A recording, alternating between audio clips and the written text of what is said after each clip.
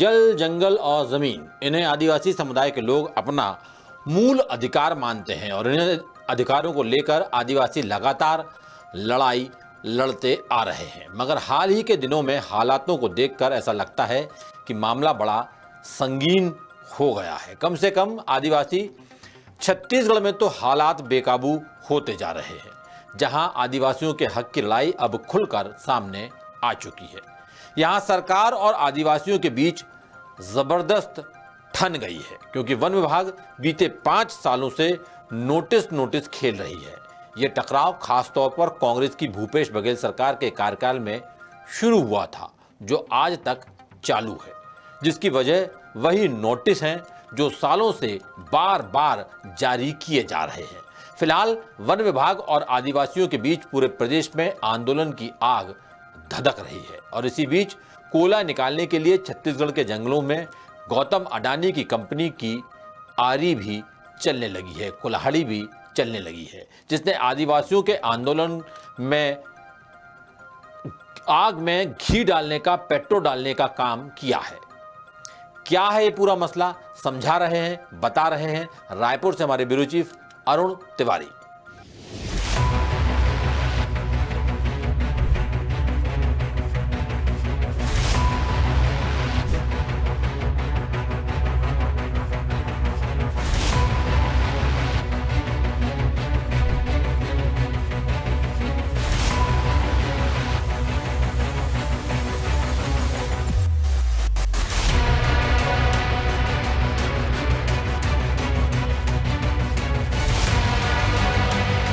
छत्तीसगढ़ में सरकार और आदिवासियों के बीच टकराव होना कोई नई बात नहीं है, लेकिन इस बार ये टकराव बड़ा रूप ले चुका है, जिसका मुख्य किरदार है वन विभाग। वन विभाग के नोटिस आदिवासियों को हमेशा परेशान करते आए हैं। छत्तीसगढ़ में सरकार और आदिवासियों के बीच बीते 5 साल से नोटिस की लड़ाई चल रही है। जब भी नोटिस जारी होता है, आदिवासियों का विरोध तेज होने लगता है, जिसके बाद नोटिस को टाल दिया जाता है। दासूत्र की पड़ताल में कुछ अहम नोटिस हाथ लगे हैं, जिनकी वजह से सरकार और आदिवासियों के बीच ठन गई है। ये लड़ाई कांग्रेस की भूपेश बघेल सरकार के कार्यकाल में 2020 में शुरू हुई थी, जब जून में एक नोटिस जारी हुआ था, जिसमें वन विभाग को कम्युनिटी फॉरेस्ट रिसोर्स राइट्स यानी CFRR का अधिकार सौंपा गया था। सरकार का यह फैसला आदिवासियों को रास नहीं आया, इसलिए पूरे प्रदेश में नोटिस का विरोध होने लगा और आखिरकार सरकार को नोटिस वापस लेना पड़ा। नोटिस जारी करने का अगला अध्याय बीजेपी की विष्णुदेव साय सरकार में लिखा गया, जब मई 2025 में फिर एक नोटिस जारी हुआ और इसमें भी वन विभाग को CFRR के अधिकार सौंपे गए। इस नोटिस के बाद बस्तर से लेकर रायपुर तक पूरे छत्तीसगढ़ में आदिवासियों ने पुरजोर विरोध किया, जिसकी गवाही ये तस्वीरें दे रही हैं।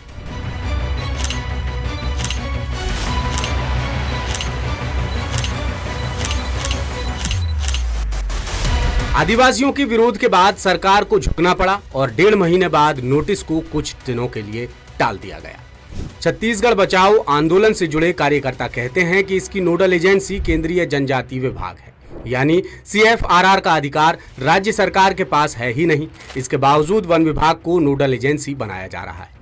कहीं ऐसा तो नहीं कि सरकार इसके जरिए जल, जंगल और जमीन से आदिवासियों का दखल खत्म करना चाहती है, ताकि वन संबंधी फैसलों के लिए उसे ग्राम सभा पर निर्भर ना होना पड़े और वो मनमर्जी से उद्योगपतियों को जंगल सौंप सके। इधर महाराष्ट्र को बिजली देने के लिए एक बार फिर कारोबारी गौतम अडानी की आरी हरे भरे पेड़ों पर चलने लगी है।